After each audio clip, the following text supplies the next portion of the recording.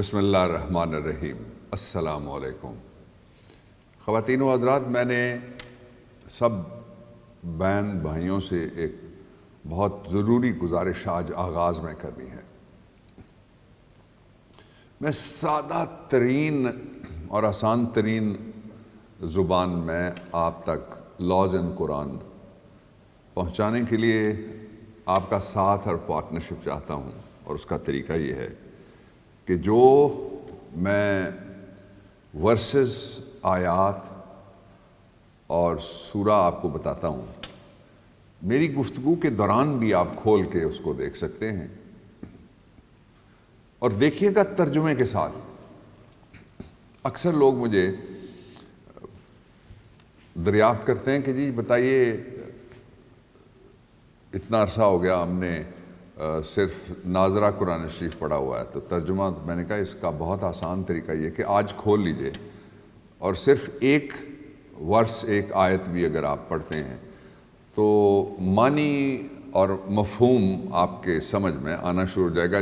جہاں ضرورت ہو پھر آپ کسی سے پوچھ سکتے ہیں میرے سمیت، لیکن اگر آپ ایک دفعہ اللہ تعالیٰ کے اس کلام کو کھولیں گے تو یہ خود آپ کو کتابی ٹیوشن دے گی، سبق دے گی، راستہ دے گی، اور پھر اس پہ آپ چلتے جائیے گا، یہ رکنے نہیں دے گی۔ That is what I can assure you of.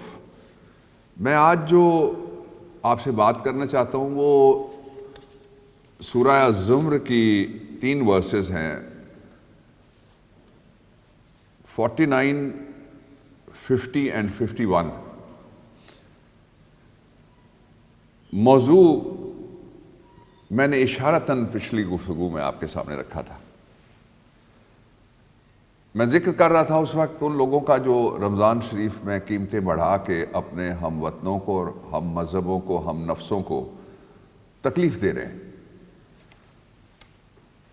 اب جب یہ خود تکلیف میں ہوں گے تو یہ کیا کریں گے جو تکلیف دینے والے ہیں؟ اس کے بارے میں ایک یونیورسل لا اللہ تعالیٰ نے سورہ زمر ورس 49، 50، 51، 3 ورسز ہیں، میں اختصار کے ساتھ آپ کے سامنے رکھنا چاہتا ہوں۔ پہلا تو یہ ہے کہ جب انسان کو تکلیف پہنچتی ہے تو اللہ تعالیٰ ارشاد فرماتے ہیں تو وہ پھر ہمیں پکارنے لگتا ہے۔ اگر کسی کو چھوٹی سی کانٹا چھپ جائے، چھوٹا موٹا حادثہ ہو جائے، پاؤں کہیں ٹکرا جائے، ہاتھ کسی جگہ زور سے لگ جائے تو کہتا ہے یا اللہ مدد۔ کسی عزیز کے بارے میں سنتا ہے، کہتا ہے یا اللہ مدد، وہ فوراً پکارتا ہے۔ تو وہ پھر ہمیں پکارتے ہیں۔ اللہ تعالیٰ ارشاد فرماتے ہیں جب بھی کوئی انسان تکلیف میں آتا ہے تو وہ ہمیں پکارتے ہیں۔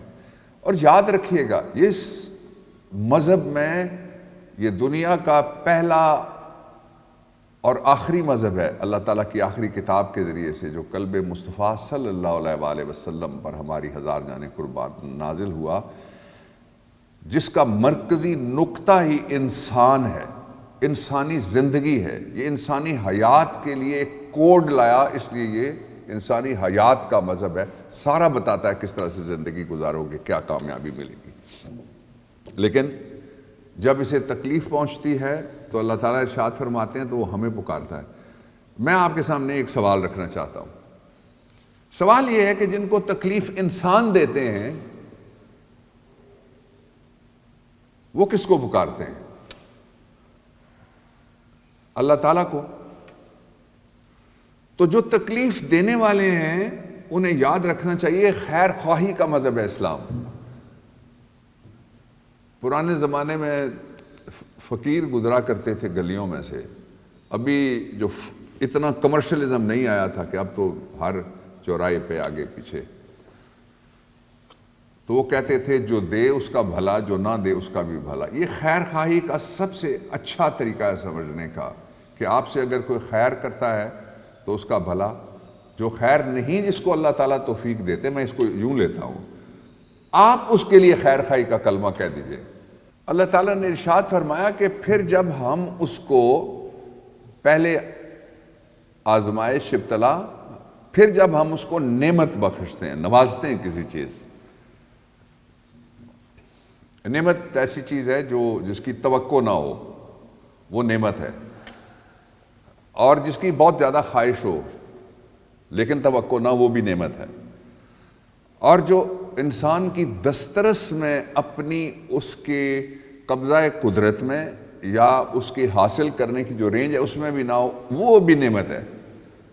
تو پھر انسان کیا کہتا ہے؟ یہ انسان کی نفسیات اللہ تعالیٰ نے ارشاد فرمائی ہیں۔ وہ کہتا ہے کہ یہ تو مجھے میرے اپنی وجہ سے، اور اس کی دو وجوہات بیان کرتا ہے، کہتا ہے یا تو میری عقل مندی، اور یا میں پڑھا لکھا تھا یا علم والا تھا یا میرے پاس ہنر تھا، تو یہ میری اپنی کاریگری، اس کے لیے صحیح لفظ ہوگا میرے خیال میں عامیہ اردو میں جو کہا جا سکتا ہے کہ جب آزمائش آتی ہے تو انسان کہتا ہے کہ یہ اللہ تعالیٰ کو پکار کے کہتا ہے کہ یہ تو آزمائش اوپر سے آ گئی، اور جب نعمت آتی ہے تو وہ کہتا ہے یہ میری اپنی کاریگری تھی، میرا اپنا علم تھا، میرا ہنر تھا، میرا تجربہ تھا، میری اپنی دانش تھی، میری اپنی سوچ تھی، میں یہاں تک پہنچ گیا، یا مجھے یہ مل گیا، یا میرے اوپر یہ نوازش ہو گئی۔ اور اصل بات یہ ہے کہ یہ دونوں طرح سے اگلا جو ورس کا حصہ ہے، بلکہ وہ آزمائش ہے، اور مگر ان میں سے اکثر لوگ نہیں جانتے۔ اب آپ سوچیں گے کہ جب تکلیف آتی ہے وہ تو آزمائش ہے، تو جب نعمت آتی ہے تو وہ کیسے آزمائش ہے؟ میں اس کی تھوڑی سی وضاحت آپ کے سامنے کرنا چاہتا ہوں۔ مثال کے طور پہ ہر نعمت میں اللہ تعالیٰ نے انسان پہ جو بھی عطا کی ہے اس میں لوگوں کا حصہ رکھا ہے۔ مثلا جو زکوٰۃ نہیں دے گا نعمت میں سے، اگر نعمت دولت ہے، ثروت ہے، مال ہے، زر ہے، فصل ہے، پراپرٹیز ہیں جو ییلڈ کرتی ہیں پروفٹس، کنو ہے، مالٹا ہے، امرود ہے، عشر اگر اس کا 100 مالٹے پیدا کرنے کے بعد فوراً اس میں سے 10 اس کی راہ میں نہیں نکالتا اس کی مخلوق کے لیے، تو مال مزکی کیسے ہو سکتا ہے؟ پاکیزہ کیسے ہوگا؟ حلال کیسے ہوگا؟ جائز کیسے ہوگا؟ یہ ایک پہلو ہو گیا۔ دوسرا پہلو یہ ہے کہ عشر کے ساتھ اگر کوئی زکوٰۃ نہیں دیتا اور پھر وہ مال کو، یہ قرآن کی زبان میں بولنے لگا ہے، یہ قرآن کی زبان میں بولنے لگا ہوں، یہ میری زبان نہیں ہے، کہ وہ مال کو جمع کرتا ہے، اس پہ بیٹھ جاتا ہے، اس کو گنتا رہتا ہے، اور یہ آزمائش اس لیے ہے کہ اللہ تعالیٰ قیامت کے دن یوں کریں گے کہ حکم دیں گے کہ اس کا مال گرم کر کے اس کی فور ہیڈ، چہرے کے اوپر والے حصے پہ لگایا جائے، اور بیک فلینکس جو پیچھے اس کی پسلیوں کے اوپر، اور بیک اپ ہے جو یہ والا حصہ، اس کے اوپر اس کو لگا دیا جائے، اور وہ مال اگر سونا ہے، وہ مال اگر چاندی ہے، وہ مال اگر ہیرے ہیں، تو آپ دیکھیے کہ کس قدر دھات کا، اور ہیرا بھی پتھر ہوتا ہے، اس کا کس قدر اگر اس کو گرم کر کے چپکا دیا جائے، چپکانے والا وہ جو خالق ہے، تو اس کو کون اتارے گا؟ اس میں سے نجات کون دے گا؟ اور اس میں راحت کون دے سکتا ہے؟ کوئی نہیں دے سکتا۔ اور پھر قرآن کا جو قوانین میں طرز بیان ہے، ڈکشن ہے جس کو لیگل ڈکشن، اس میں تاریخ بھی ہے۔ پچھلے لوگوں کی بات اگلے حصے میں آیا، سورہ زمر پہ ہوں،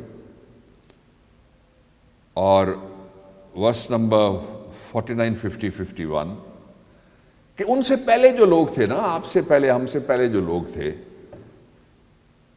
وہ بھی یہی کہا کرتے تھے کہ مصیبت ہے تو اوپر سے آ گئی، نعمت ہے تو اپنی عقل مندی کی وجہ سے۔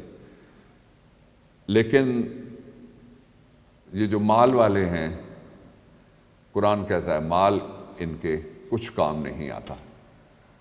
ایک بہت بڑے بینک کے مالک، فاؤنڈر فوت ہوئے، ان کی بیٹی نے ٹویٹر پہ کہا، غیر مسلم ہے، کہ سارا مال دھرا رہ گیا، مفت ملنے والی آکسیجن کی کمی کی وجہ سے ان کا والد اس دنیا سے چلا گیا۔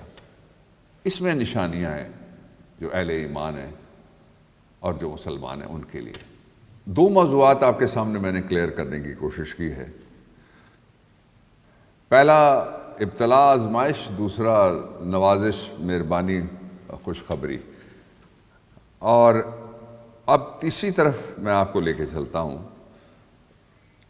ابھی میں الزمر کی 3 ورسز کے اوپر ہی ہوں، 49، 50، 51، کہ اللہ تعالیٰ ارشاد فرماتے ہیں اور ان کے اعمال ان کے لیے وبال بن گئے۔ میں نے بات کا آغاز کیا تھا کہ جو لوگ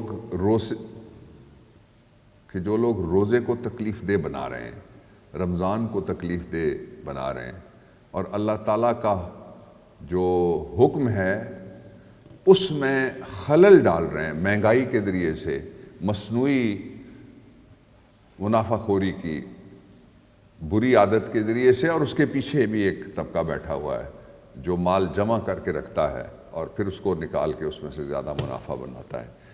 اور اللہ تعالیٰ نے ارشاد فرمایا ان پر ان کے اعمال کے وبال پڑ گئے۔ وبال کہتے ہیں بلا کو۔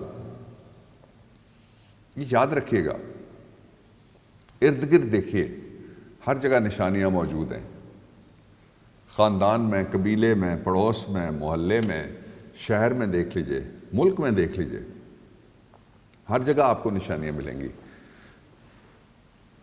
اعمال کے وبال کا سادہ مطلب یہ ہے کہ جو کرے گا وہ بھرے گا، اور یہ جو اس جرم کی دنیا ہے اس کا پہلا دروازہ بڑا خوشنما ہے کہ کوئی سوچے گا مہنگائی کے ذریعے سے لوگوں کو تکلیف دے کے، ان کی فلیسنگ کر کے، جیب کاٹ کے، وہ بڑا کمال کر رہا ہے۔ یہ بھی یاد رکھیے گا کہ یہ دروازہ ایک ہی ہے، اس میں سے ایگزٹ کوئی نہیں ہے۔ اس ذلت میں جو گرے گا اس کو پھر کوئی ہاتھ پکڑنے والا کوئی نہیں ہوگا۔ اور یہ اس قدر سخت قوانین ہیں کہ حضور محترم صلی اللہ علیہ وآلہ وسلم جن کے ذریعے ہمیں پتہ چلا کہ اللہ تعالیٰ کی ذات بابرکات وحدہ لا شریک ہے، جن کے ذریعے ہمیں معلوم ہوا کہ یہ قرآن ہے، یہ اللہ تعالیٰ کا الہام ہے اور اس کا کتاب ہے، اور یہ مصحف، اور یہ آخری اللہ کی طرف سے وحی ہے، یہ سارا ہمیں رسول محترم صلی اللہ علیہ وآلہ وسلم کے ذریعے سے معلوم ہوا۔ پھر یہ بھی ہمیں حضرت محمد مصطفیٰ صلی اللہ علیہ وآلہ وسلم کے ذریعے سے معلوم ہوا کہ یہ حدیث قدسی ہے، زبان آپ کی ہے، لفظ مالک کائنات کے۔ پھر جو آپ نے زندگی گزاری ہمارے لیے اسوہ حسنہ آپ چھوڑ کے گئے، جو گفتگو فرمائی ہمارے لیے حدیث شریف چھوڑ کے گئے، کس نے ہمیں بتایا کہ ماں کے قدموں تلے جنت ہے؟ تو یہ جو اعمال کے وبال ہیں یہ سب چیزوں پہ بھاری ہو جائیں گے جب کوئی اپنی اصلاح نہیں کرے گا، واپس نہیں آئے گا۔ یہ یاد رکھنے والی بات یہ پہلا اور آخری مذہب ہے دنیا کی تاریخ میں جس میں توبہ کا دروازہ دم آخری تک ہر وقت کھلا رہتا ہے۔ جنہوں نے 2-3 دن لوٹ مار کی وہ جو چھوڑنا چاہیں گے تو کوئی نہیں روک سکتا، بخشنے والا ان کو بخش دے گا، معاف کرنے والا ان کو معاف کر دے گا، رحم کرنے والا رحمت للعالمین کے صدقے میں رب العالمین ہے، وہ معاف کر دے گا اور رحم کرے گا۔ اور جو لوگ ان میں سے ظلم کرتے رہے ہیں، اب ظلم کیا ہے؟ ایک جگہ آپ غور سے دیکھیے گا، پھر میں ایک آپ صلی اللہ علیہ وآلہ وسلم کے الفاظ میں آپ کو بتاؤں گا۔ ظلم اس طرح سے ہے کہ ایک ظلم ہے جو کوئی اپنی جان پہ کرتا ہے، خود اپنے آپ پہ کرتا ہے، اپنے نفس پہ کرتا ہے، اپنے اعمال کے ذریعے سے، اپنی عادتوں کے ذریعے سے۔ بہت میں چھوٹا تھا تو دور یتیمی آ گیا، میں نے کسی سے سوال کیا، بزرگ تھے ہمارے،